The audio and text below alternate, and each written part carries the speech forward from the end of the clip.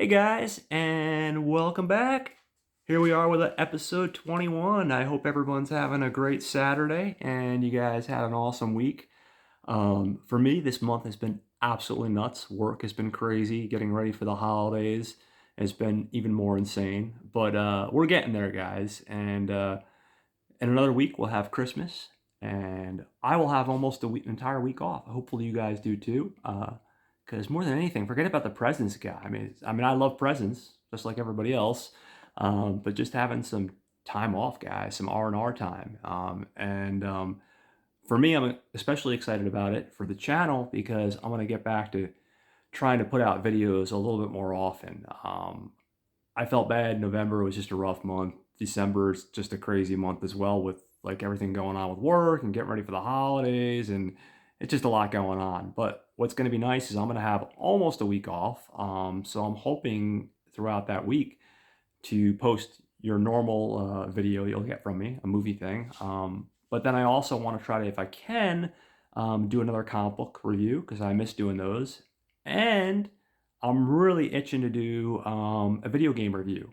One of my favorite video game franchises, I've been a fan since good old Nintendo days, the original NES, going old school here, is a series, well, now it's called Dragon Quest. Back in the day when it was first originally released for Nintendo, it was called Dragon Warrior. Something to do with the name and rights. Another company in America had the names of that, so it was a big clusterfuck. But now it's called Dragon Quest, which is the proper name.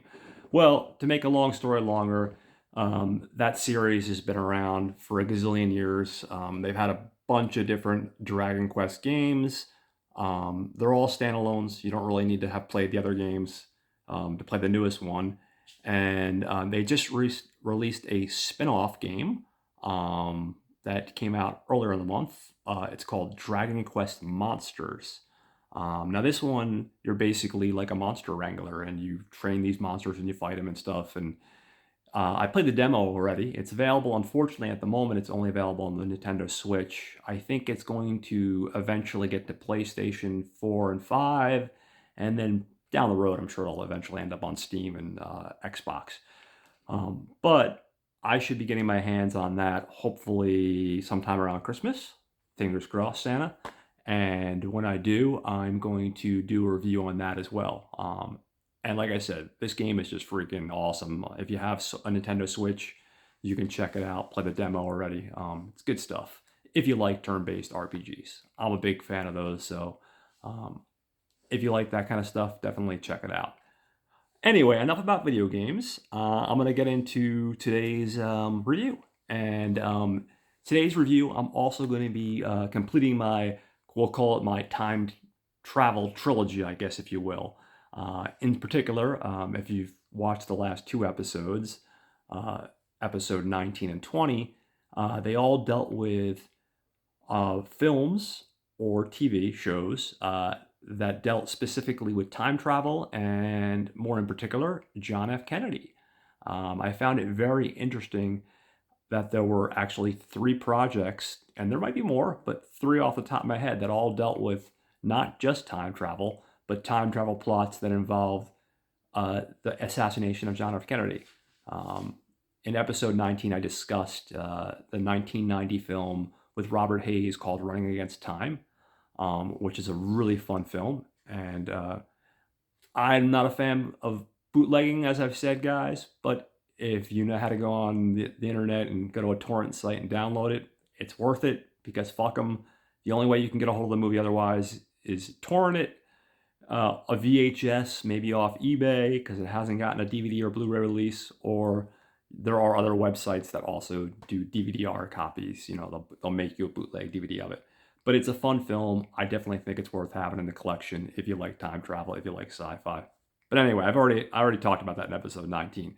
Episode 20, my newest episode, I discussed one of my all-time favorite shows, Quantum Leap, a special two-part episode arc that also dealt with JFK and the assassination. And that was a fun episode because it dealt in particular with Sam leaping into Lee Harvey Oswald himself. So they did their own little spin on it, which was really cool. I really enjoyed it. Hopefully you guys caught that episode. If you haven't, make sure you go check it out, guys. It's good stuff, or at least that's what I like to tell myself. The reason I bring up Quantum Leap in particular, even though we talked about it last week, I found out another interesting piece of trivia. I was on good old YouTube, and I saw an interview with the creator of Quantum Leap, Donald P. Bellisario, who I talked about in last week's episode as well. And what I found out was, believe it or not, Donald P. Bellisario actually served in the military with Lee Harvey Oswald. Now, he wasn't best friends with him or anything, but he was in the same platoon, so he got to know his personality a little bit. And I guess that also was reflected in the 2-episode arc in Quantum Leap that I discussed. And I didn't know about that last week, guys. Otherwise, I would have told you about it. So, just a little piece of trivia there. So, with all that said, guys, today I am going to be talking to you guys about the miniseries 11/22/63. 11/22/63. Right here, I actually have a physical copy. Is a miniseries based off a Stephen King book, and it premiered on Hulu. Give me a second here, because of course I have to use my cheat sheet, guys. I got a brain like Swiss cheese, got lots of holes in it. I can't remember all this shit. That's why I take lots of notes that look like chicken scratch that you guys would never be able to decipher, but thankfully I can decipher most of my own chicken scratch, so we're good. So I'm going to get into some of the background stuff, and then I'll get into the actual breakdown of the script and give you my thoughts. Just keep in mind, guys, this show was 8 episodes. I am not going to get into all 8 episodes, because if I did, you'd be watching me talk for 24 hours, or, well, maybe not 24 hours, but probably a bunch of hours, and I don't have that kind of time commitment, and I wish I could commit to breaking down each episode every week, but I also don't have that time commitment. So instead, what I'm going to do today is I'm going to talk to you about the first episode, which is actually a longer episode. It's 1 hour and 21 minutes, so it plays basically like a movie. The rest of the episodes are 43 minutes. Not to give away too much of my thoughts, but I will say, like everything else I've discussed in regards to episode 19 and 20, same thing with this. This is a fantastic series, and it really does a fantastic job of actually capturing the spirit of the book. So all that said, we'll get into the nitty-gritty here while I go give you the behind-the-scenes stuff, the facts here. So this is based off a novel by a good old master writer himself, Mr. Stephen King. It premiered on February... hold on. Hold on, guys. Bear with me. I don't know why I don't have the date that the book premiered. I thought I wrote that down, guys. So instead, I'm going to tell you it's based off of 2011. There we go. 2011 Stephen King novel. I premiered on Hulu on February 5th, 2016. That's the first episode here. And then the last episode premiered on April 4th, 2016. Bear with me for 1 second, guys, because I'm going to do a slight adjustment here with my little tripod. Sorry to be annoying. That's a little bit easier for me. So that was the first episode, was February 5th, 2016. The last episode, the 8th episode, was debuted on April 4th, 2016. I could go into King's entire novel history of writing books and stuff, but guys, I'm not going to do that. What I am going to tell you a little bit, which I thought was interesting, if you're a King fan, maybe you are, maybe you aren't, I've liked most of the stuff the guy's done. What's interesting about Stephen King is, and I don't think everyone knows this, he's written quite a few books that has nothing to do with horror. He's known as the horror guy, but he's actually written 65 non-horror books. Some of them are nonfiction, some of them are sci-fi. That's interesting. The Green Mile is one of the big ones. You guys probably have seen the movie. The Running Man, Under the Dome, The Gunslinger.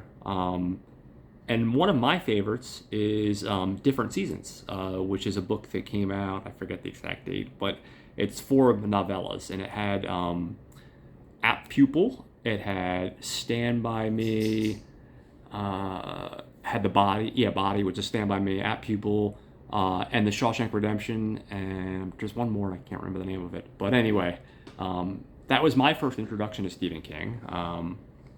I came across Stephen King not through the normal ways like most people did through horror, but through that particular book.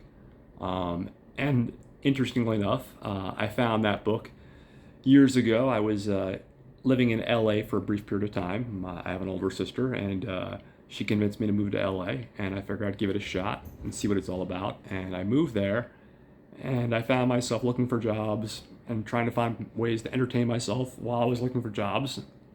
And I came across a used bookstore, and I found this beaten up, old, tattered copy of Different Seasons, and it just kind of, for whatever reason, it grabbed me. And I started reading the first chapter of the first story, and from then on, I was hooked. And that's how my introduction to Stephen King began. And like I said, it didn't become the traditional ways of horror. I didn't get hooked on Cujo or It or any of that stuff. Now, I do have a ton of his horror stuff, and I haven't read everything by the Master King, but I've read enough, and I love the guy, man. I'd say 99% of the output he writes is just quality stuff, and it's good. And both of his sons are also excellent writers. Excuse me. I haven't read anything by his wife, but I hear she's quite good as well. So that's how I connect with King, and how I was introduced to King. Let me see here. I'm gonna again look at my cheat sheet, guys, because it's right here. I might as well use it. What else do we got here for you? I guess I'll go into the director of this episode. So the first episode was directed by a guy named Kevin McDonald. And he's known for a bunch of stuff. Some of you guys might know him for the film The Last King of Scotland, which got a bunch of buzz.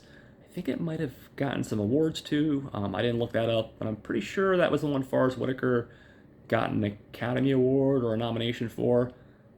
He's known for that. State of Play with Ben Affleck and Russell Crowe. The movie The Eagle, which is a really good film, and I recommend you guys seek that out. The Black Sea, those are some of the highlights. So he's got a nice little pedigree to him. And it was written by a lady named Bridget Carpenter. She wrote this first episode completely by herself. I mean, if you look on IMDb, of course, King has a credit, but it's a story credit. She actually wrote the actual teleplay or screenplay, if you will. Teleplay, I think, is the technical term because it's television. So whatever, I think it's the same thing essentially. She also co-wrote the other 7 episodes with different people. She's done a bunch of stuff like Dead Like Me, Friday Night Lights, which I haven't seen, but I've heard good things about Friday Night Lights. I've heard a lot of good things about that show, and I'm not big on football, guys, but I guess I should put that to the side because good writing is good writing. I hear it's really good. The television show Parenthood and Westworld. So those are just a couple highlights of her career. Next up, I'm going to get into our cast. And I'm going to mainly focus on the main cast. There are a bunch of people because it's 8 episodes. There's a lot of characters that are introduced, and I'm not going to get into everybody, but I'll touch on the big ones. I'm going to start with my man, James Franco. James Franco is playing our lead, Jake Epping. Now, most of you guys know James Franco.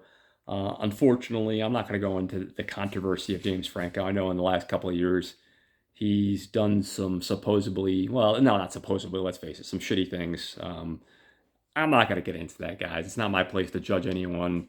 At the end of the day, I think he's done some solid work. There's probably some stuff that not so solid, but I think overall, he's done some solid work, and I think he should get credit for it. This in particular, guys, I feel like it's underseen, not talked about nearly enough. 11/22/63. I think it's excellent. It shows the dramatic range that he's capable of. Most of you guys probably know him through stuff like Freaks and Geeks. That was like his big debut. I mean, if you look on IMDb.com, there are like 3 other films that came before that he was in, but they were films that like weren't like hits. Now, mind you, now Freaks and Geeks wasn't a hit show. It got canceled before even the first season was over. I think the last 3 episodes didn't even premiere.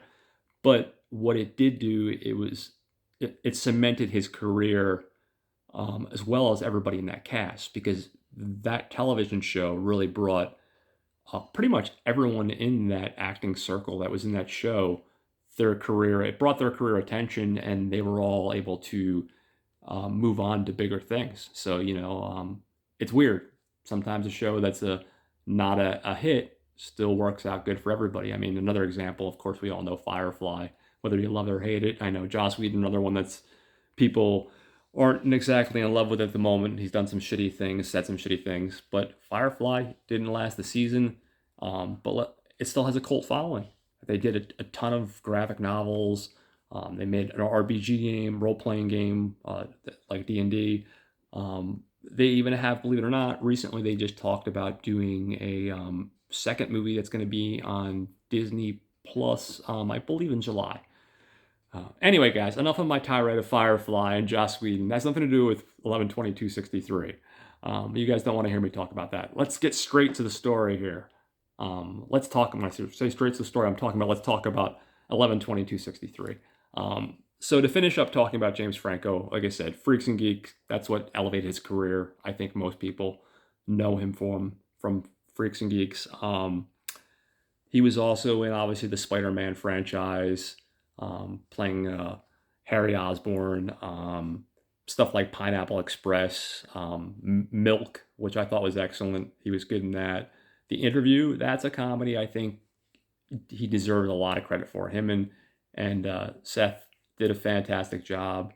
The Oz the Great and Powerful. Now, a lot of people shit on this Sam Raimi film, and I love Sam Raimi, number one, so maybe I'm a little bit one-sided.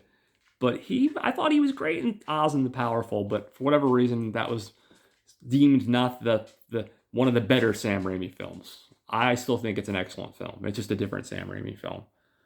My buddy Bill here wants to say hello, so say hello, Bill.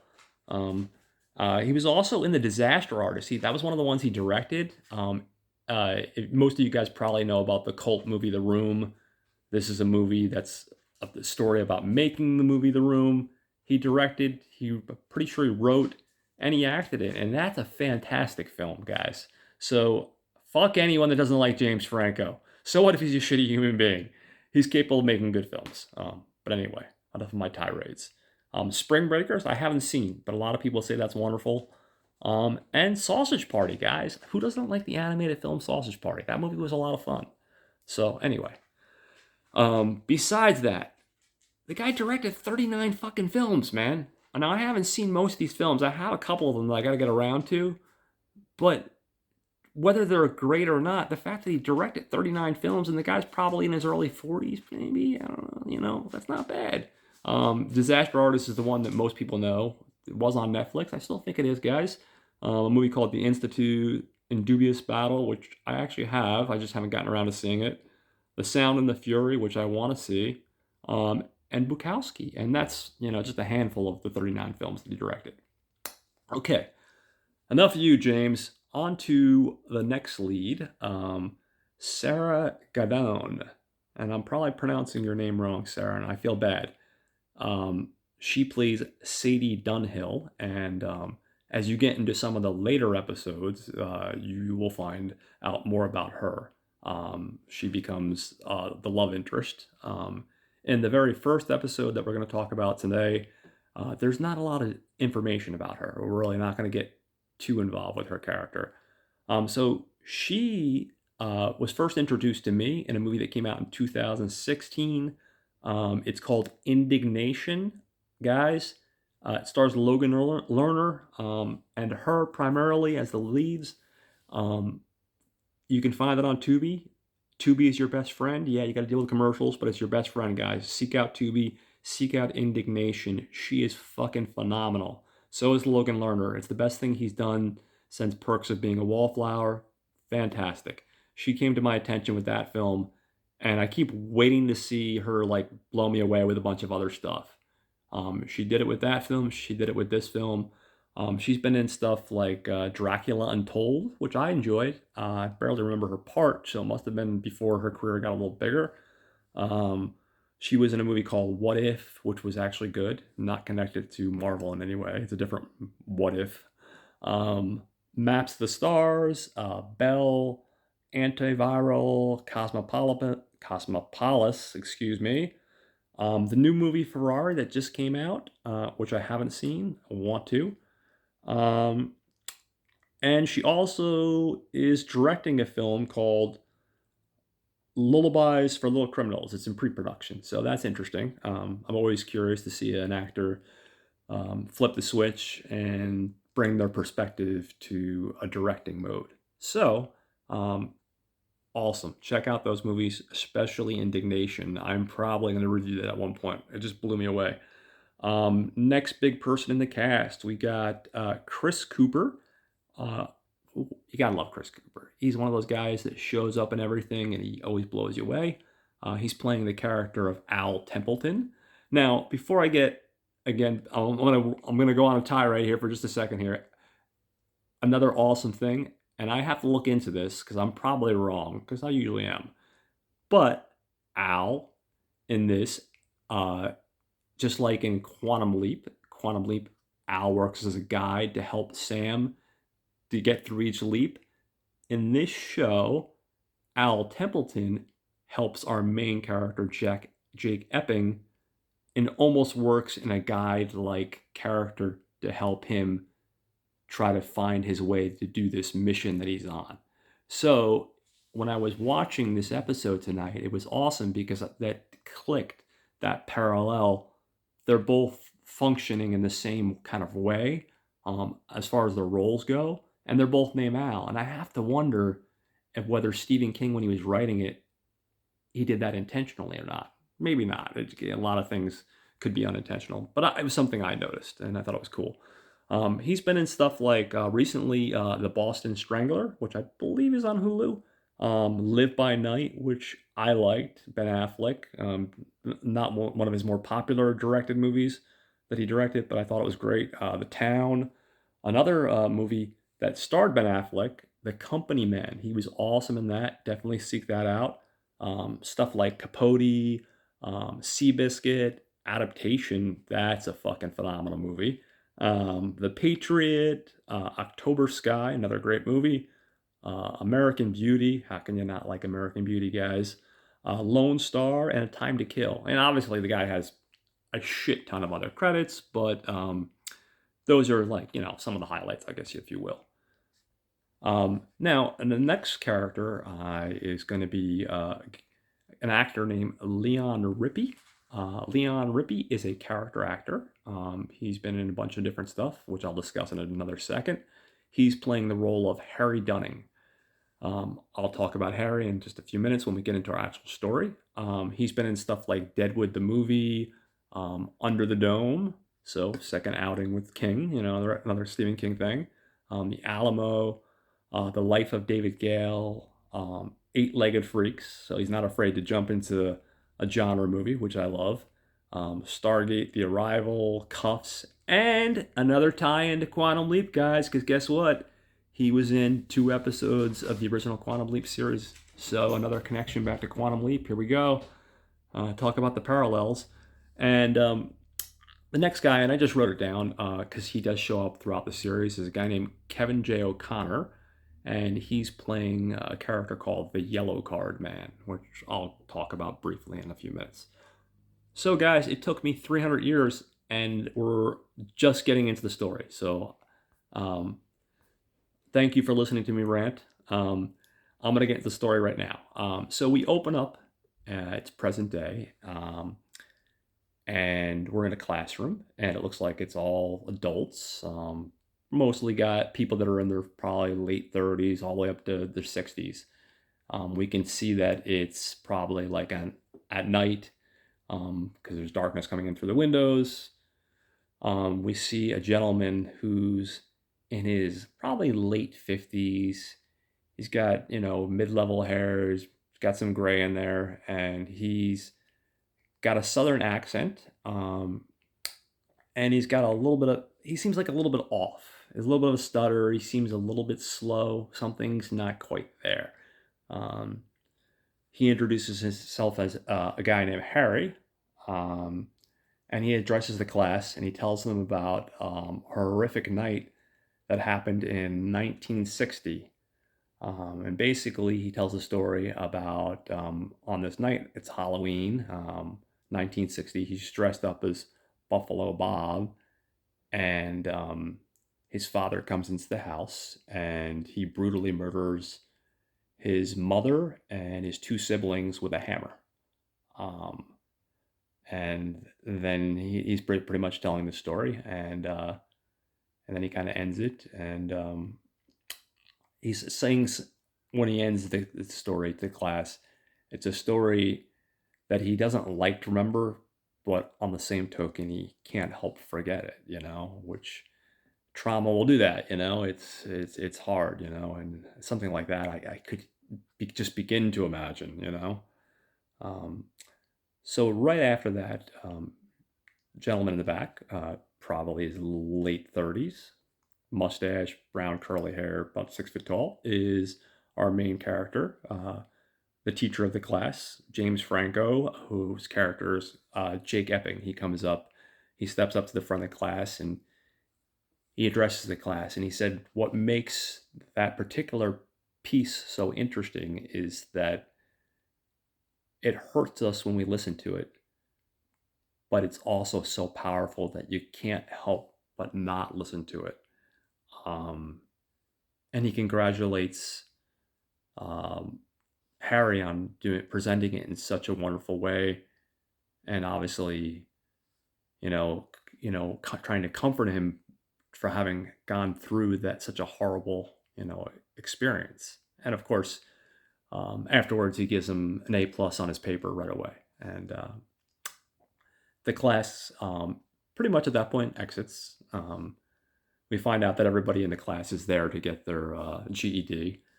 And before Harry leaves, he goes up to Jake and he's like, listen, I'm going to be going for a supervisor position at the school. We find out that Harry's the local custodian of the school. He's been working there for like a bunch of years. And he wants to really try to shoot for this head supervisor as a custodian. And he's asking Jake if he can write him a letter of recommendation because, Jake's respected, and that would hopefully have some sway in him getting this position. So Jacob says, of course, I'd love to help you. You know that, Harry. So he goes ahead and he agrees to it. Harry leaves. And hold on one second, guys. The next scene, we cut to afternoon, next day, and it's lunchtime, and Jake is eating at a local diner. And we are introduced to one of our other leads now. We're introduced to Al Templeton, excuse me, Al Templeton. I can use my words today, guys, I promise. Played by our legendary Chris Cooper. Al owns this little local diner, and it's just this super full dive diner that everybody goes to, and it's ridiculously cheap. You can see the prices on the menu, like $1.50 for a cheeseburger, and $1 for a milkshake, and it's one of those places I wish existed because I don't make a lot of money. So I wish we could find one of these diners, guys. Yeah, so we see Jake in the diner, and he's just kind of chowing down on his burger, and Al goes up to him and busts his chops, and he's like, what are you trying to kill yourself? Every time you come here, you're ordering, cheeseburgers or this or that, or the greasy stuff. He's like, would it kill you to order a salad every once in a while, And you can see that there's a friendship there, and they're just busting each other's chops. Al's a guy that's probably in his 50s, tall, grayish hair, uh, hold on one second. So after Al's done busting his chops for a few minutes, he goes and disappears into the kitchen, and we see a woman walk into the diner, and she's probably in her early 30s, dark hair. She comes up to the dining room. She comes up to the table where Jake's at. We're introduced to her as Christy, and Christy is Jake's soon-to-be ex-wife, but currently wife, and they have a brief moment where they just talk. Um, she asks how he's doing. She asks if he's still doing any writing, and he's like, "No, and I'm not, writing like as much as I used to. I'm trying to, but it's just I'm finding it hard to get back into the writing stuff." And then from there, we have this nice little formal conversation, shall we say, polite conversation that people have. She says, "Can you please sign the papers?" And she proceeds to pull out divorce papers, and he signs them. And as she's leaving, she wishes him only the best. And, she's like, "I still care about you. I want nothing but good things for you." And he's like, "I want nothing but good things for you." So they go their separate ways happily. She exits. He goes back to sit down in his table and finish his meal. And then from there, the next scene, we see Al, and he's coming out of the kitchen, and he's really coughing horribly. Like, you can see he's not doing good. Jake asks, "Hey, are you okay?" And he's like, "Oh, I'm fine. Don't worry about me." As he's doing that, And he's like, "Get out of here." And when he's like, "What do you mean get out of here?" And he's like, I'm worried about it. And he's like, "No, just get out of here." And he's like, "I'm not going anywhere." And then Al collapses to the ground. And Jake rushes over to him to help him. And he's like, "Listen, I'm okay." And Jake's like, "No, you're not okay. You just collapsed to the ground." And he's like, "Listen, can you just bring me home?" And Jake's like, "Sure." So he gets him in his car, brings him home. And when they get there, Al tells Jake that, hold on one second, guys, that he has cancer. Jake's in shock, and he says, "You got cancer? What, in the last 5-10 minutes? Because before you went to the kitchen, you were fine." And Al's like, "Listen, I really feel not good right now. I'm going to go to my bedroom and I'm going to lie down. Come back tomorrow, and I promise I'll explain everything to you." So, Jake's worried. It's obviously a friendship that he values, but he also respects the guy. So he lets the guy rest. He leaves. We cut to the next day. Jake's in a high school, so we find out that his day gig is an English teacher, and they're watching a video in class, and you have this one kid in the back who's obviously really involved. He's got the headphones and he's looking at his telephone like most of us are, unfortunately, nowadays. And he's like, "Dude, where's the guy's name? Shane." He's like, "Shane, you got to pay attention to the video we're watching." And Shane, of course, does not. And he laughs again. And then class is dismissed. And as everyone's leaving, he says, "Shane, come here." And Shane's like, "Yeah, what?" He's like, "Show me, what is this video that's so compelling that you ignored what we were watching?" And he shows him, and of course it's like this ridiculous video that we'd probably see on TikTok or YouTube, which would also be humorous. And it's like this parrot doing, how like parrots do that, listening to like some dance music, and it looks like he's like getting down, And he's like, "Do you want me to send you the link, Mr. Epping?" And Jake's like, "Yeah, sure, send me the link, Shane." He's like, it's like he doesn't even care. He's like, "Whatever, kid," So we go from that, and then we cut to later on in the day, and we see Jake. He's over at the diner with Al, and Al's like, "Come here. I want to show you something, because what I'm about to tell you, if I just tell you what I'm about to tell you, you're going to think I'm fucking crazy. So instead of me trying to break it down, I'm going to tell you to do something. I want you to go into the back of my closet here in the kitchen, go all the way to the back, and then you'll see what I'm talking about. Once you're done, come back out, and I'll explain everything." So Jake's like, "You want me to go into the back of your kitchen closet?" And he's like, "Yeah, just go into the back of the kitchen closet and you'll get an idea of what I'm talking about." So he goes in the back of the kitchen closet, and he's kind of like fumbling. It's dark. It's a huge closet. he sees some cobwebs and he's like, ah, god damn it, man. He's like, there better not be any rats back here as he's working his way down to the end of the closet. And then all of a sudden, it's like daylight and he's outside. And there's people all about. You can tell it's like early 60s based off of the way people are dressed, the cars. He sees a milkman go by carrying the milk bottles and walking past, and then he drops it and breaks the bottles. Um, he sees three girls laughing as they're driving by in a pink convertible. And then he sees this weird, tall, skinny guy with a scraggly beard, bushy beard, come up to him. And he's like, "You're not supposed to be here. Get out of here." It's kind of like the old horror cliche. Have you ever seen the horror movies where you always have that one person that tells the kids, "Don't go in the fucking haunted house"? It's like it's essentially he's playing this role. He's the guy I mentioned in the beginning, the yellow card man. I didn't really tell you his IMDb credits, guys, because I didn't think it was relevant. But anyway, so he encounters him, and that kind of freaks him out. And obviously, the simple fact that he's no longer in a closet freaks him out. So he walks back into the closet, and he reemerges into the kitchen. And just hang tight for 1 second, guys. Just gotta turn my page here. When he comes out, yeah, he's like, "What the fuck just happened, Al?" And pardon my French today, guys. And Al is like, "Where was I?" He's like, "You were in October 21st, 1960.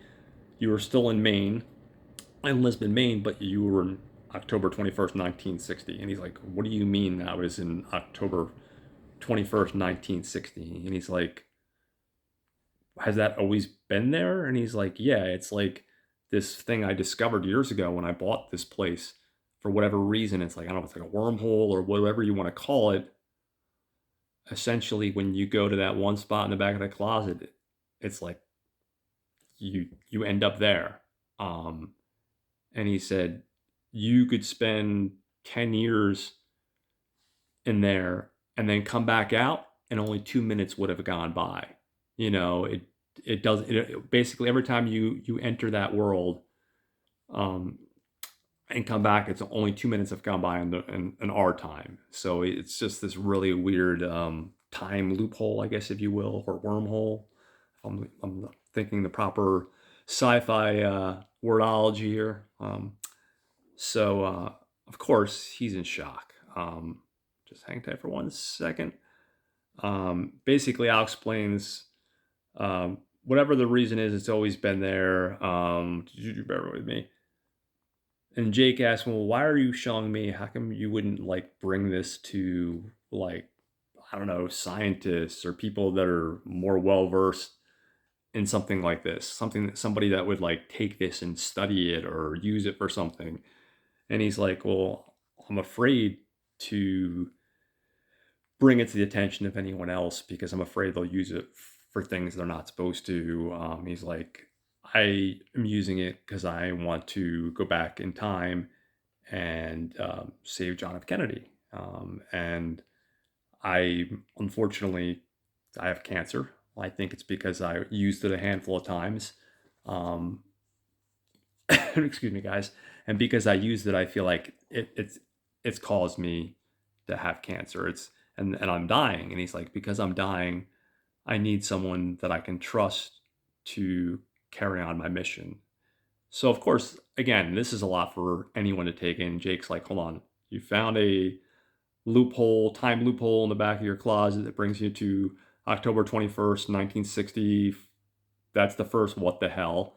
And then you were going to go back and prevent the assassination of John F. Kennedy." And he's like, "I don't know. This is just a lot to take in, Al." And Al's like, "Yeah, I know it's a lot to take in, but I feel like I've done a lot of research on this. I feel like it's a good thing." And he's like, "Well, why do you think this per se is a good thing? We've all heard about, the butterfly effect, but the butterfly butterfly effect. I can make words today, guys, I promise.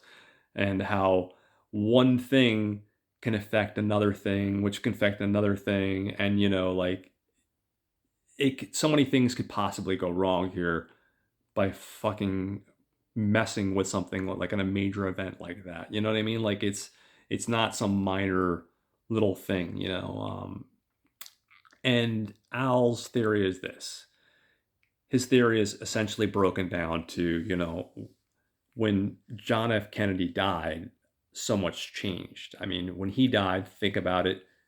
His brother ran for office, and then his brother was assassinated, before he could even get into office. Um, as far as Vietnam goes and all the kids that died in Vietnam, he said, like when John was in office, he had planned on pulling back. When President Johnson took over, when John F. Kennedy died, President Johnson just went full thrust harder, and just so many people died. And he feels like Al's theory is by saving John F. Kennedy, he's saving all these lives, and he's changing things in such a positive way that the repercussions would be worth it. And that's basically Al's theory on why.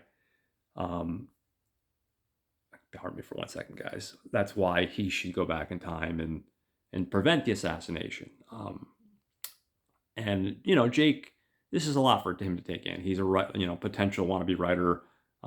He's an English teacher. He's just learning, about a loophole to go back in time. His good friend, he just found out has cancer. It's a lot to absorb for anyone. It's just a lot to take in. Bear with me for 1 second here, guys.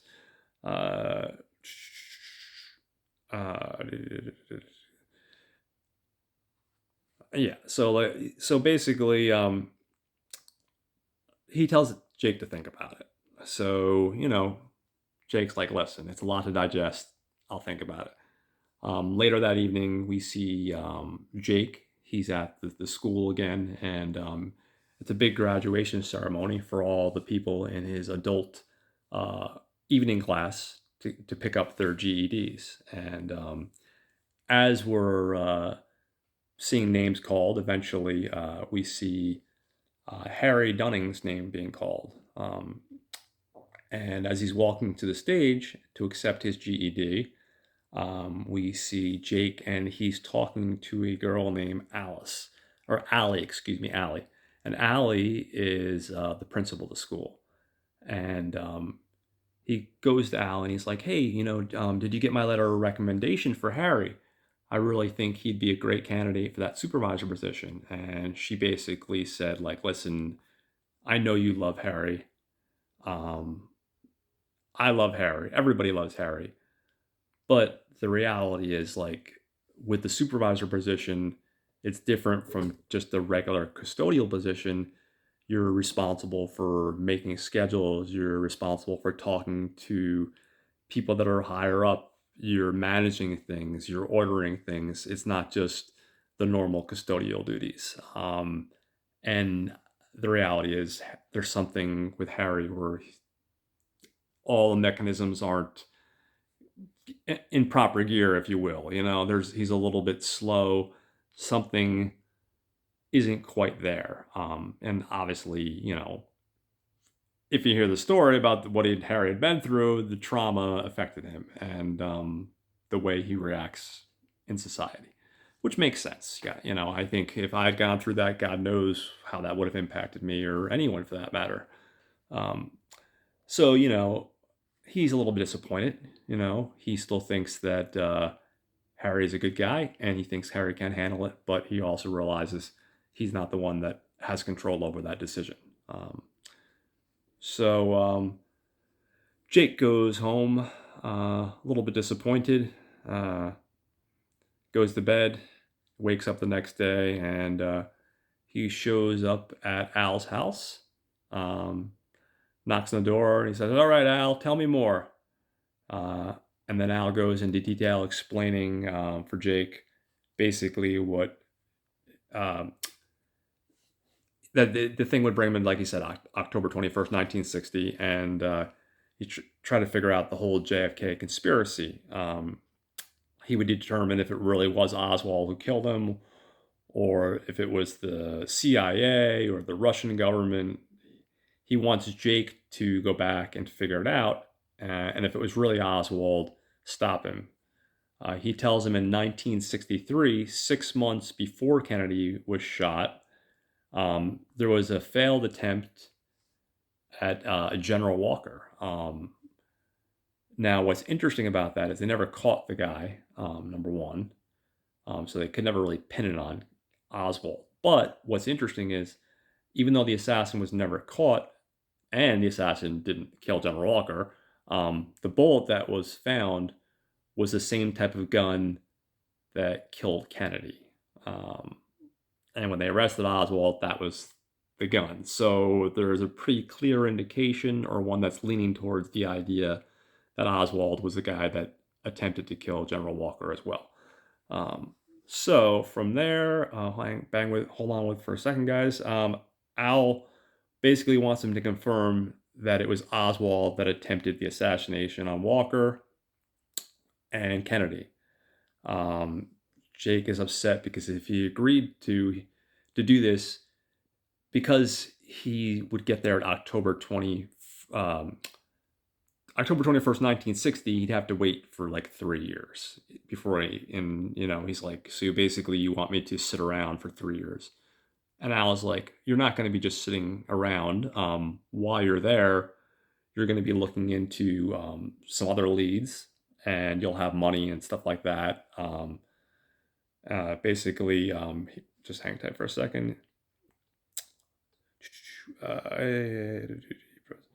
He's like, you'd have a whole new a whole new ID, character guy named Jake Emberson. He presents them an ID, a social security card, and money that's current currency to the time period of 1960.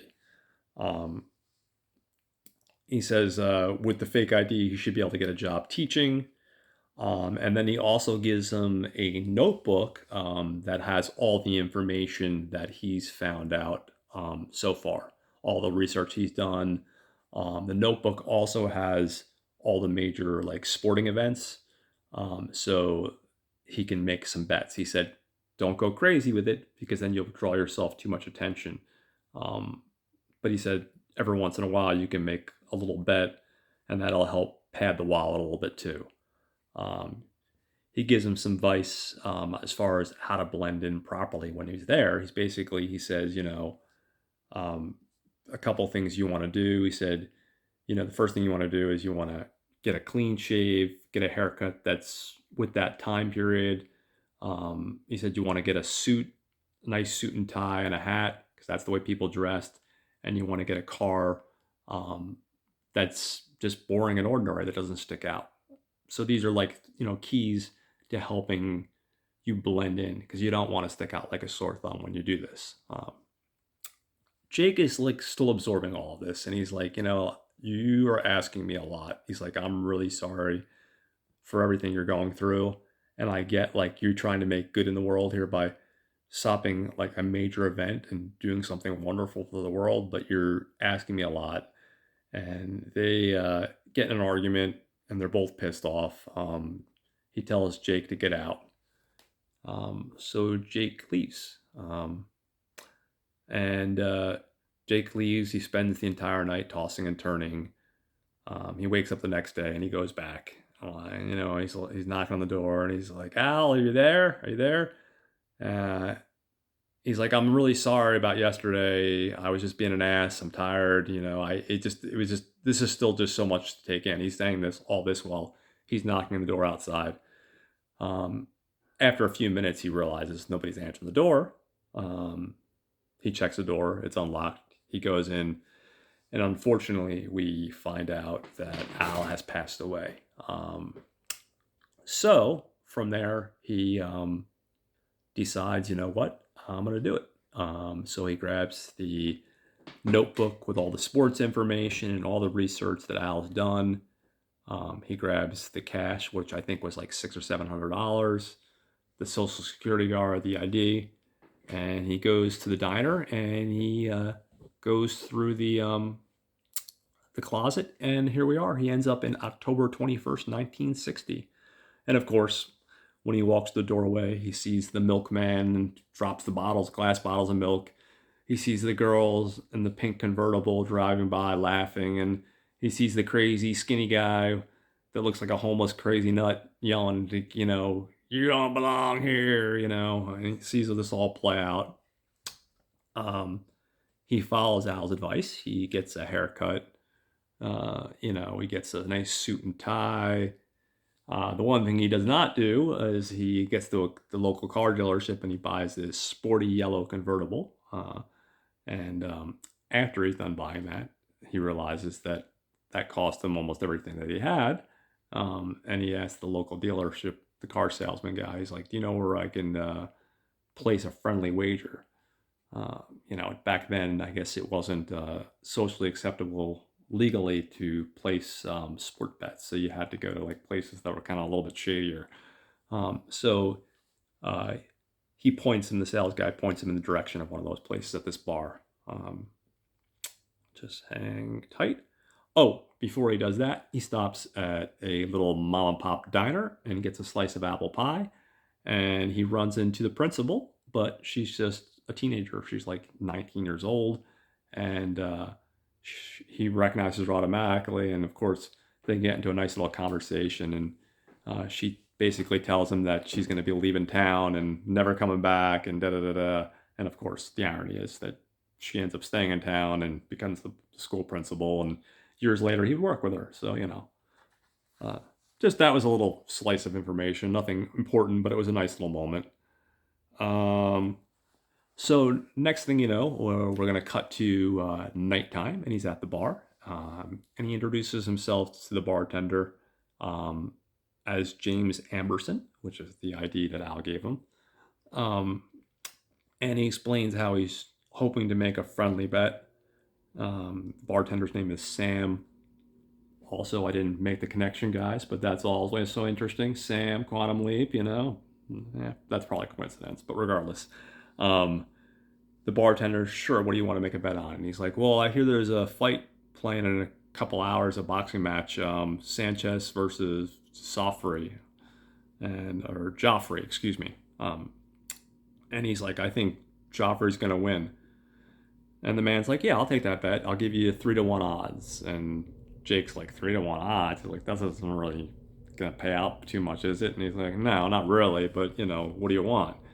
And he's like, well, what if I can tell you, like the exact round that Joffrey's going to win and predict exactly how he's going to win? And the guy's, okay, well, then I could probably bump it up. Like, what kind of details? He's like, well, I think Joffrey's going to win the boxing match in the 6th round due to a knockout. And he's like, hold on a second. You're going to say that he's going to win in the 6th round due to a knockout? He's like, and he goes to his boss, and his boss says, sure, we'll take the bet. He's like, we'll give you 35-1 odds. And Jake's like, sure, I'll take that bet. Can I do $100? And they both look at him like, $100? Like, he's not messing around. But they're thinking, I'm gonna take this guy's money. Sure, why not? So just hang that for a second. And the guy's like, yeah, why don't you come over? We'll listen to the fight together. The guy's name is Little Eddie. That's the boss. And he's like, I'll buy you a beer. We'll listen to the fight together. So the fight comes on the radio. And of course, in the beginning, Joffrey's getting his ass kicked. And he's getting a little bit worried here. He's like, oh, fuck.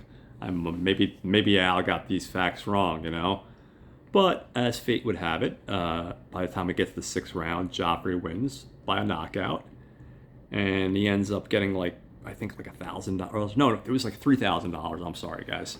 And of course, Little Eddie kind of looks at him and gives him that death glare that only a thug, hitman type character can give. Like, this fucking guy. What's the likelihood? So he gives him the money. He's like, here, I want you to count it. And Jake like, oh no, I trust you. He's like, no, I said I want you to count it. So he forces him to count the money, make sure it's all there, all $3,000, and then he goes out to his car. And as he's going out to his car, he notices that some of his thugs are watching him.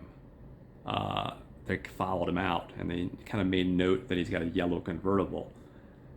So next, Jake goes to the local hotel. It's a small town, so there's not a lot of options. It's Lisbon, Maine, in the early '60s. So he ends up at this hotel, and he's kind of paranoid. He keeps on peering out the window. All of a sudden, he notices a car pull up, and 3 men jump out. And they're looking around the parking lot, and they identify a yellow car, and then they start going towards the door to his hotel room. So he manages to slip out the back, but he barely escapes with his life. You can see little Eddie didn't take kindly to losing $3,000, especially in 1960. That's a lot of fucking money. I mean, hell, I'm poor, so that's a lot of money now. But regardless, just hang tight for a second. He hits the road, and along the way, there's some interesting things. This is just a minor thing, the same thing I was talking about with meeting Allie in the diner. He goes to a gas station, and he's about to use a bathroom. And as he's walking to the bathroom, an African-American fellow walks out and tells him that, oh, dude, he points the sign, colors only. And, he has this look on his face. But, again, a guy from our time period, don't think about that stuff. It's not something that's an issue in this day and age. But back then, that was still a thing, and especially down south in particular, or even places or this is Maine, so even places like that, that's a thing back then, But it's interesting, And then from there, he's driving along. Eventually, he ends up in Dallas, Texas. And when he gets there, he gets to the Texas Book Depository, because obviously that's the place Lee Harvey Oswald shot JFK. And he's looking at this notebook that Al gave him that has all the information, and he's looking at the pictures, and he's looking at the book depository, and he's not really paying attention. And we, as the viewer, we see a nun and a bunch of Catholic schoolgirls walk towards him, and he fumbles into one, and he drops the book. And like most heathens, like myself, he's like, Jesus Christ, not realizing there's a nun and a bunch of Catholic schoolgirls standing right in front of him. And of course, the nun is kind of scowls, gives him the scowl and the dirty looks, and she's just like, well, let's get away from here. We don't need this kind of behavior. Basically a typical nun. She will have none of that. Couldn't help the pun, guys. I'm sorry. Every once in a while, the puns must come out. As he's picking up the notebook, we see a blonde girl in her late 20s, maybe early 30s. And she makes this comment, well, you were clearly outnumbered there. And he's like, yeah, you're absolutely right, I was. She goes to leave and says, yeah, I hope you have a nice day. Just having a polite, stupid conversation for a second. And he's like, Miss, wait. Because as she's leaving, she forgot her purse. And they strike up a nice little conversation. She's reading a book, which I forget off the top of my head, guys. And he makes note of it, and they start having a conversation about literature, and she eventually introduces herself as Sadie Dunhill, and he introduces himself as Jake Amberson, but he's kind of stumbling because then he remembers, he's like, oh shit, it's supposed to be James Amberson, because that was the name that Al gave him on the ID. He's a little bit, he's smitten with this girl. He enjoyed the conversation, and in the moment, he uses his real first name at least. And she says, oh, well, I gotta go, because she sees a car pull up. It looks like my husband's here. And she's like, thank you for retrieving my handbag, because my husband would have killed me if I lost another one, So they have a little brief moment there of polite conversation. There is some chemistry even then. And I mentioned this character because she's a major character throughout the rest of the series. And she doesn't have much of anything in this first pilot episode, this hour and 21 minutes, but it's a nice little introduction. It's brief, but it's nice. Um, so she leaves. He's a little disappointed, of course, to hear that she has a husband. And we cut to Jake, and he's in a house, and he's being introduced to the husband, a wife, and their kid, Henry. And it's a little boarding house. And basically, the wife is the tyrant of the home, and she's like, telling him, I don't want to have any liquor in this house. I don't want you having any women up here. Basically, we're a good Catholic family, blah, blah, blah, blah. It's a typical kind of like, these are my rules and you're just boarding here kind of thing. But she's nice enough. She's not like a total, I guess tyrant isn't the best word. She's just very strict what she wants in her house and what she doesn't want in her house. Cut to later that evening. Jake seems he wants to do something that's not characteristically tied to the mission specifically. I guess they don't actually say it. I don't remember they say it in the book, but they don't say it in this series. But I guess Jake's real father died. At least in present day, he's no longer with him. So Jake decides to do something for himself and put the mission aside for a second. He goes to a phone booth and he tries to call his father, knowing that his father is still going to be alive in 1960. And when he uses the phone booth, he knows the number. He dials it, and he can hear like nothing but like 95% static in the background. And besides that, like a very muffled voice, but the muffled voice is barely heard, and he can't really communicate with that. And the other person, his father, can't really hear what he's saying either, so it's kind of pointless.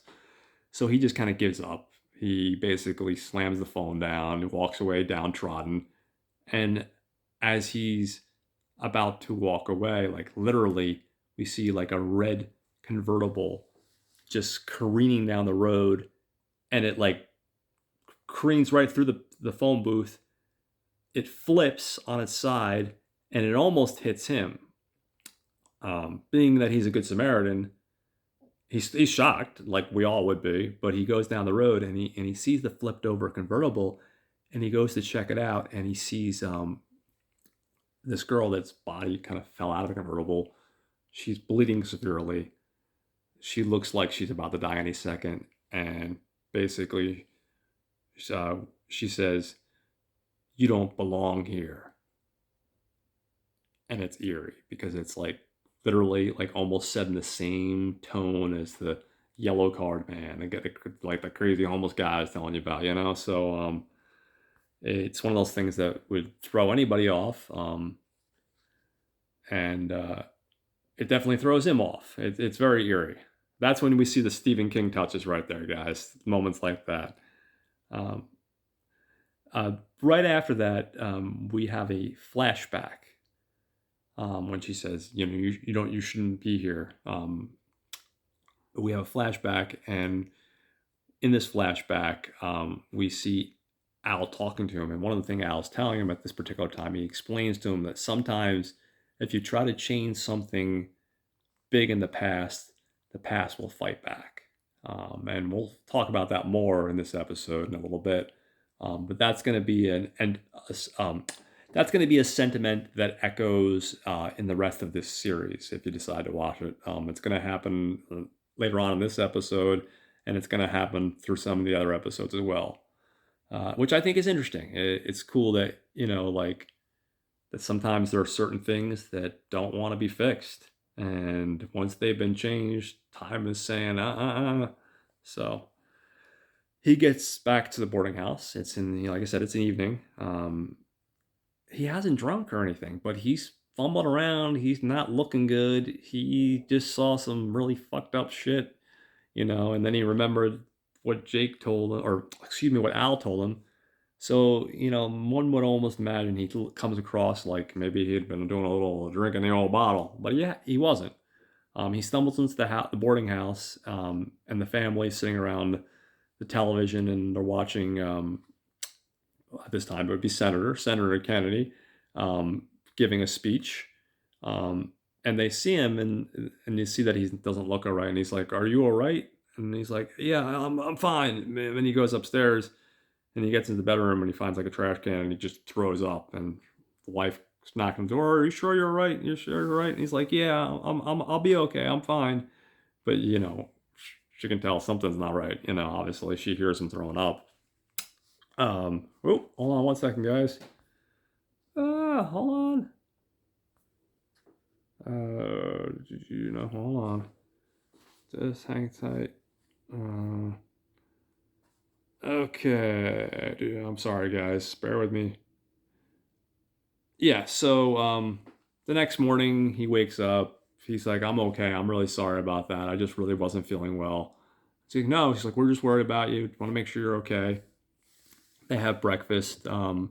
Jake has a conversation with their son Henry, and he's all dressed up in this Boy Scout outfit. And Henry tells him that he can't wait to graduate high school so he can join the military. And Jake's like, "Well, why do you want to join the military, Henry?" And he's like, "Well, because I want to serve my country." And he's like, "Are you sure you want to do that?" And he's like, "Yeah, I'm patriotic and I want to help out our country." So you can see like, and a lot of people at that time were like, you had the hippies and the people that were not for the war, the Vietnam and all that stuff was going on. But then you had a lot of people that were like, yeah, gung ho, man, let's go kill those people. So it's an interesting perspective, especially from a young teenager. Um, so he has breakfast. He has that little conversation with Henry. He goes back upstairs, and he goes to the notebook that Al gave him. And after he's going through it, he comes across a name, George Montreschrecht, and I'm probably pronouncing that horrible, that last name. And that name comes up in the notebook, and then it triggers another flashback. And in this flashback, we see Al talking to him, and he tells him George is a Russian expat. He says in 1962, he becomes Oswald's best friend, and Al suggests that if Oswald had a handler, George would be it. He tells him that he needs to cross off that possibility, and if he can confirm that George was his handler, then to go ahead and kill Oswald. Then he doesn't have to wait till 1963. So, because of that, we cut now back to the present. Present by meaning 1960 here. And Jake starts tailing George. And the first time he does it, it's daytime, and he's in his car, and he's following George. And George ends up at a political rally. And in this particular political rally, Senator John F. Kennedy is giving a speech. And so he goes in and he watches John F. Kennedy give this uplifting speech because he's running for president. And then afterwards, he follows George, and George enters what's considered, I guess, the VIP section, where they do the meet greet, and John will come and shake your hand, and you'll meet Jackie and whatever. It's like the VIP basically thing, and he goes to follow George into this VIP area, and the security's like, "Well, your name's not on the list," and he's like, "I'm good friends with George," and George I'm one of George's friends that they don't want me on a list. He's like, "Trust me, just let me in." So the security is like a little bit hesitant, but I guess he's a popular guy because it works and he's able to get in. Now, and he's not in there long. He mingles, he gets a drink, he's got his eye on George, but within a minute or two, security guards approach him and they're like, "Hey, listen, you're not supposed to be here." And he's like, "What do you mean I'm not supposed to be here? I'm friends with George." And they're like, "No, you're not supposed to be here." So he knows the jig is up. So he just hightails it out of there. He ends up running through the service area of this big building where they have all these kind of like these tunnels, like where they use to like travel throughout the building and stuff. So I guess service area would be the proper terminology. Um, he goes into one room and to hide, and all of a sudden there's red lights that are flashing in the room, and he starts seeing like nothing but cockroaches everywhere in the entire building, like crawling up him, crawling up the walls. Like he just has like a complete and total meltdown when he sees this. There's a glitch in the matrix, guys. Something's not right here. So he sees that and he freaks out and he gets out of his hiding spot. He exits where this room is with all this crazy shit, and he gets knocked on the head with a fucking glass bottle. And the next thing you know, he wakes up and he's in this room, and there's these two security guards, and they're interrogating him, and they're basically um, asking him what he's doing there, and he's like, I'm just there to meet the president. He's like, I just wanted to shake Jack's hand. John F. Kennedy's. I'm his number one fan. Like I just wanted to shake his hand and tell him how much I believe in him, and da da da da. And they kind of can tell that, like, okay, this guy's annoying, but he's probably just like a harmless nutnik. Like he's not like the kind of guy that's gonna go ahead and like kill the president or do something violent against him. He's just like this harmless weirdo. Basically, they give him some stern words, say, hey, listen, you can't do that, dude. And next time things are going to be a lot more severe. They should be more severe this time, but we just don't want to deal with it. So just get the hell out and don't ever come back. He's lucky that he gets off that lightly, but he plays into coming off like a little bit of a weirdo, a little bit of an eccentric. So I think they kind of realize he's harmless, or they think he's harmless. So I think that's why they kind of give him the lighter treatment instead of taking it more seriously.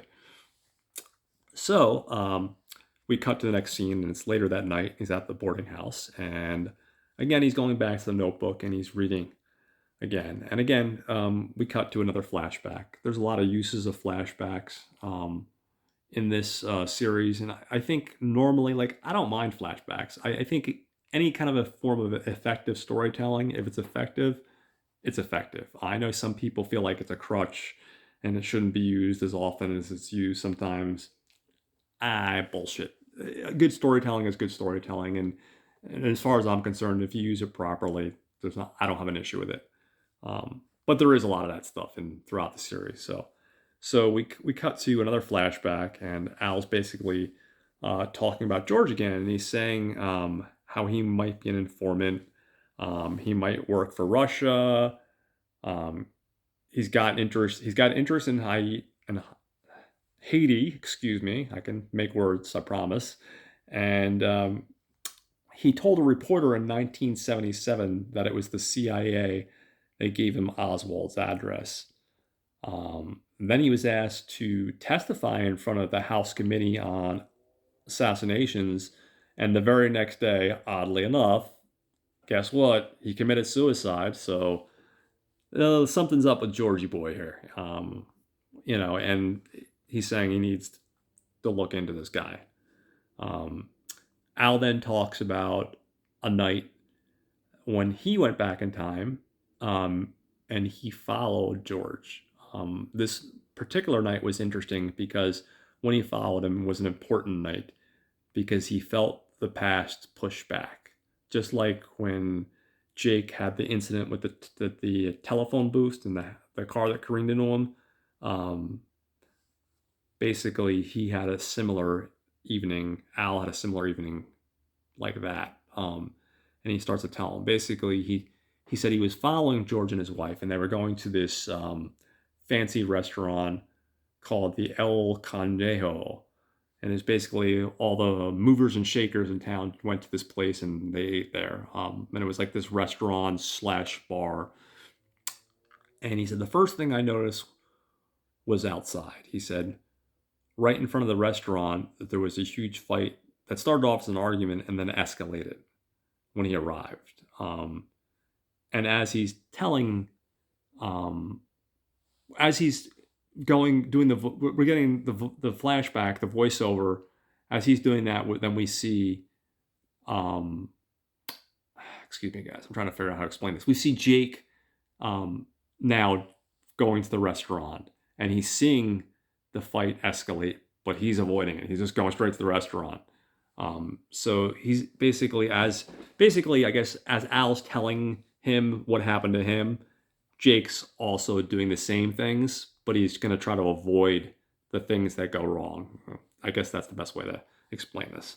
Um, so basically, Jake walks past the fight. He's not getting involved.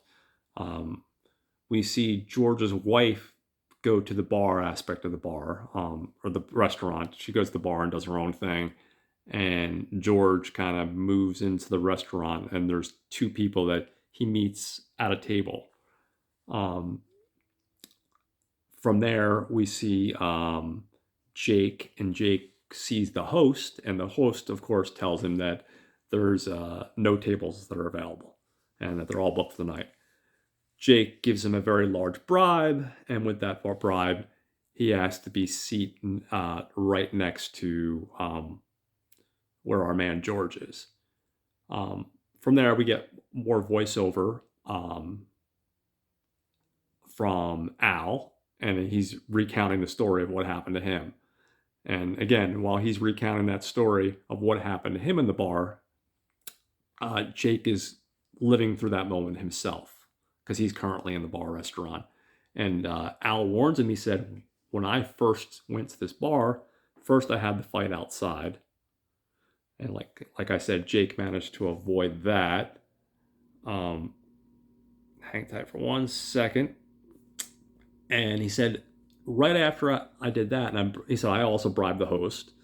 You see him going down the stairs, and he said, when I went to go down those stairs, some waiter came by with a flaming drink, and miraculously, the drink that was on fire basically caught me on fire. And he said, the next thing you know, I woke up in a hospital, and we see like his burnt arm, essentially Al's burnt arm. So he said, you want to avoid that.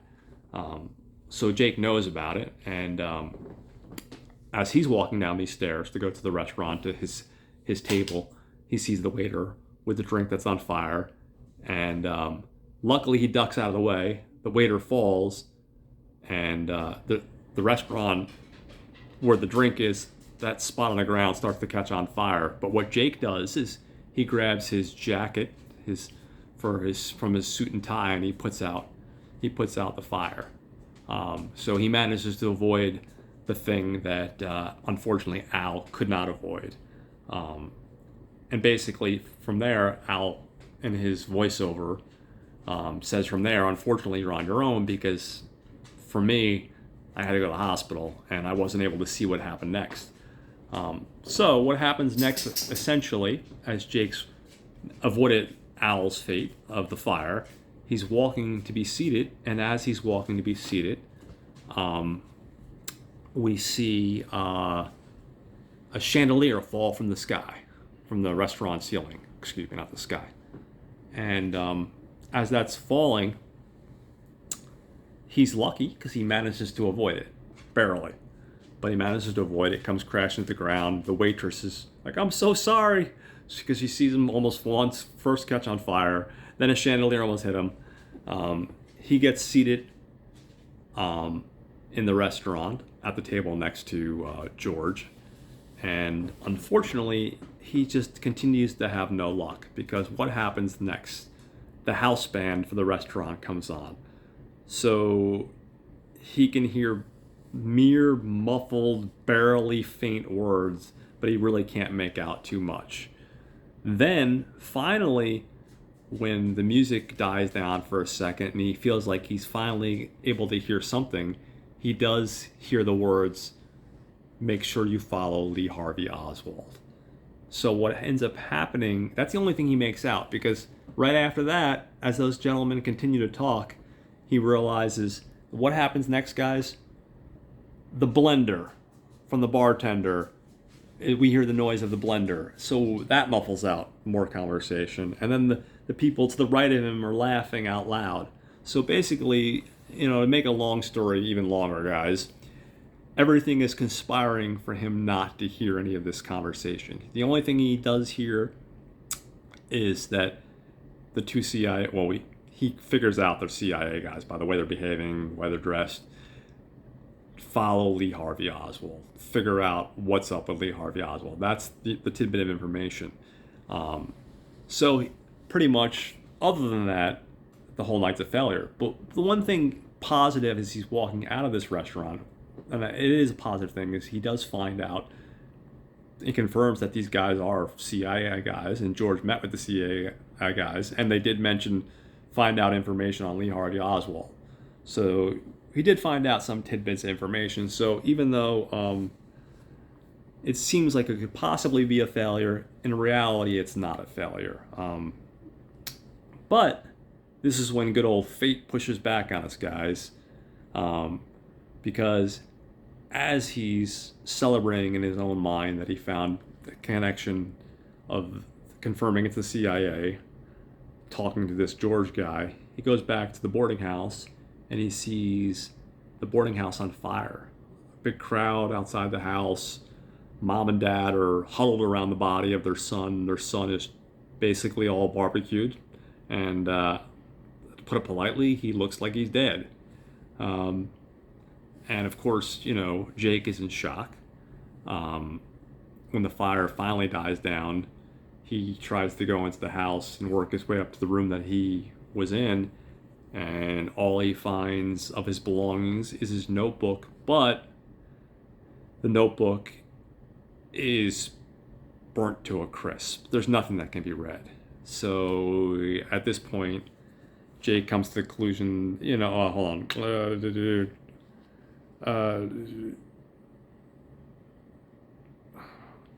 He comes to the conclusion that maybe he's not doing the right thing here. And then to cement that feeling, as he's picking up this notebook that's burnt to a crisp, a fireman walks in and he's like, "You shouldn't be here, sir."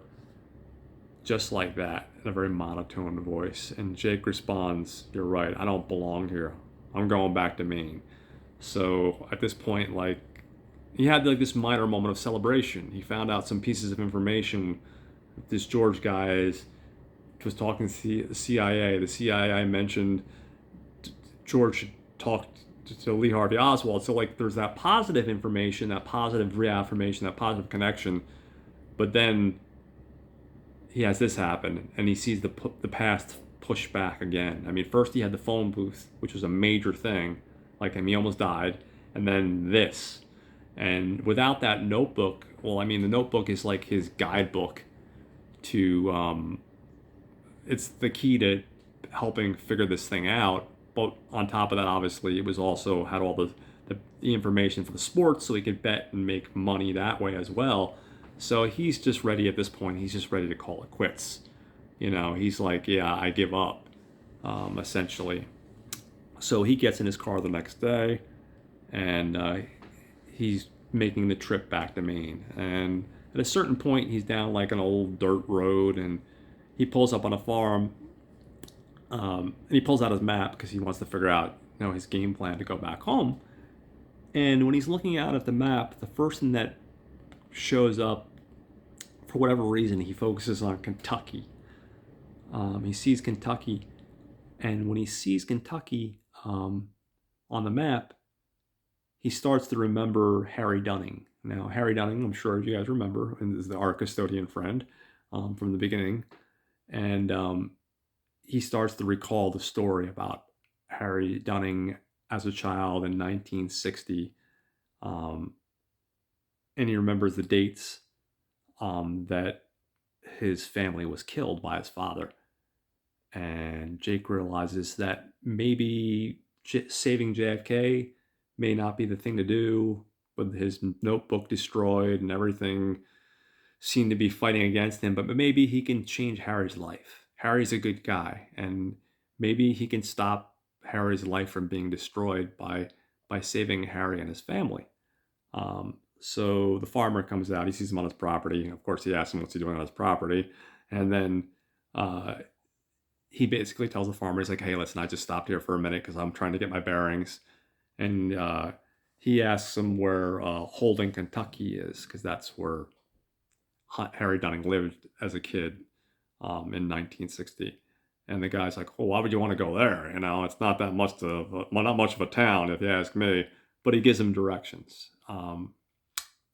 And from there, um, we cut to the very next scene, and we see a guy named Timothy Oliphant, I believe that's the actor. He's Harry Dunning's father, and he pulls up to the house, and you see a little kid come out, little guy come out who's little Harry as a kid, and he's like, "Hey, Dad!" And you see the wife who doesn't want anything to do with him. It's like, "Make sure you have the kids home by 6 o'clock." And he's like, "I'll have them home. I'll have them home." He seems like a pretty good guy. And he's like, "Oh, you guys want some ice cream?" And we see this unfold, and then we pull back and we see our man Jake Epping in his car, and he's just kind of watching it. And that's how we end the very first episode of 11/22/63. Now, guys, my thoughts on this, like I told you when I first started this channel, I will primarily 99.9% of the time focus on stuff that I enjoy, because I don't want to share stuff that I don't enjoy. It's a waste of my time, in my opinion. Those are just my thoughts on stuff that I record. I want to share stuff that I love. I absolutely love this series. Um, it's really well done. I haven't read the book more than just the once. I want to reread the book. But from what I recall, it's a pretty good adaptation, from what I recall, of Stephen King's book. They're both awesome, so seek them both out. If you're not a physical media person and you like the streaming stuff, there's nothing wrong with that. It's on Hulu. If you like physical media, I would definitely pick it up. Hulu's usually pretty good about holding on to stuff, but I like this enough to own it. I definitely think it's worth owning. It's an awesome series, and like I said, as far as the book goes, Stephen King is labeled as a horror writer, but fuck that. He's just a writer, guys, and he's a damn good writer, in my opinion.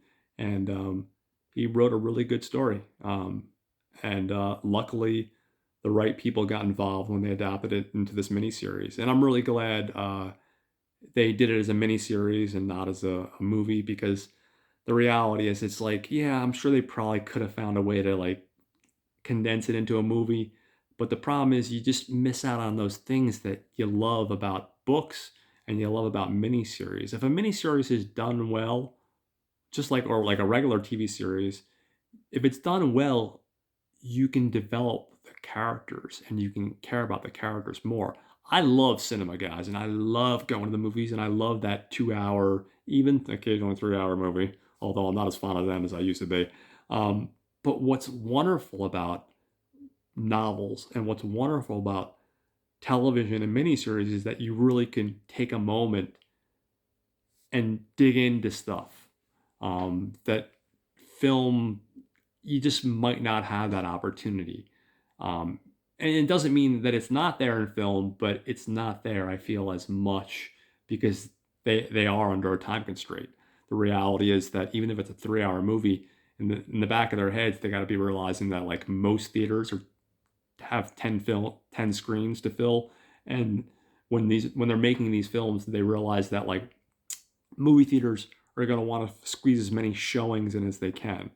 So even though 3 hour movies are becoming a thing now, the reality is that most movies are still generally, in my opinion, in that 2 hour range, sometimes an hour and a half. And yes, you do, yeah, like I said, you do have those longer ones, but from a purely financial perspective, they want to have more showings, because more showings equals more opportunities to show the movie and more opportunities to make money from the movie. And that ties into, like I said, it ties in to by making a shorter film, like I said, you're not able to develop the characters as well and add and like the book, I forget how many pages it is, but it's a really long book. So again, mini series, television series, more time to expand upon the universe that you're pulling from.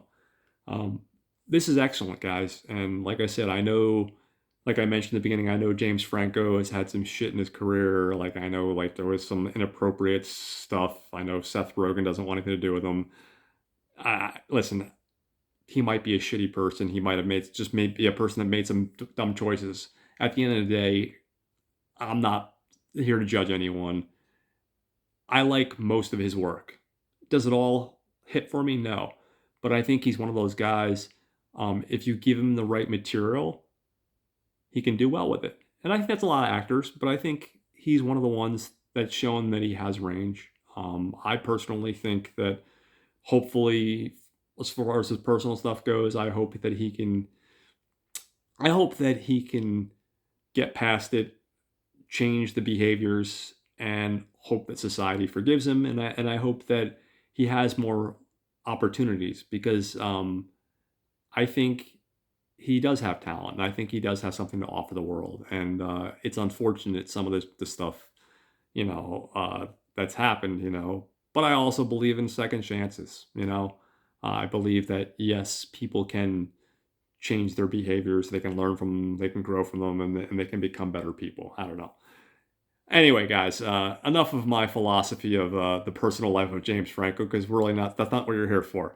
Um, I hope you guys enjoyed the episode. Of course, I want to give a huge shout out to all my fellow podcaster people. Starting off with good old Brad and Troy over at Not a Bomb. Those guys are killing it every week. They've always got some entertaining stuff going on. This week, they had a really cool episode about a Jackie Chan film called, I believe, don't kill me, guys. I think it's called Ride On. Uh, I'm almost positive it's the title. And it's a Jackie Chan film. It's supposed to be awesome. He plays like a stuntman. Um, and the trailer looks amazing. And it's one of these films that I hadn't heard anything about. But it's going on my watch list. So check out the Not a Bomb guys with Brad and Troy. Those guys are awesome. You'll thank me and hopefully thank them for pointing in that direction because it's good stuff. The next one are The Gentleman's Guide to Midnight Cinema. This is with Will and Sam. And these guys are awesome. These guys are also just a great group of podcasters. They talk about all sorts of films. From every genre, and they do such an amazing job. And me personally, I'm one of these people that I've seen a lot of stuff, and these guys still manage to find films that I've never heard of before, and they've exposed me to some really cool and interesting films, and they always have a fun time, and they always have a great discussion. So definitely check them out. Excuse me. The third group of podcasters I'm going to recommend you to are podcast is Watch Skip Plus with Justin and Jose. Justin and Jose do a great little show, and what's interesting about their show is they talk about stuff that's currently either streaming or currently playing in the movies. And then also, what's interesting about their show is they talk about something that they're into. It might be a new video game or a company that makes a bag of some sort that's really interesting, or a new piece of technology, and they just talk about that, and that's part of the plus aspect of the show. These guys are also amazing, and they're well worth seeking out. I guess I'm going to talk about another one that you guys may or may not have heard about. This is a podcast that's called Flightless Birds. And it's with a guy from New Zealand, David Ferrier. And David Ferrier is a documentary filmmaker. He's from New Zealand. He has a show on Netflix called Dark Tourist, I want to say. Basically, he goes to all these different places, like that you wouldn't want to go to. That's why it's called like Dark Tourist. Like he went to Japan after they had that um, that incident like 10 years ago where the power plant erupted. And he goes to places like that. He's also made a documentary called Tickled, which is like a really intense documentary. And this podcast, to stay on point here, guys, with David Ferrier is basically Flightless Birds is about a guy that moved from New Zealand initially to visit LA because he's friends with Dax Shepard, who has another great podcaster.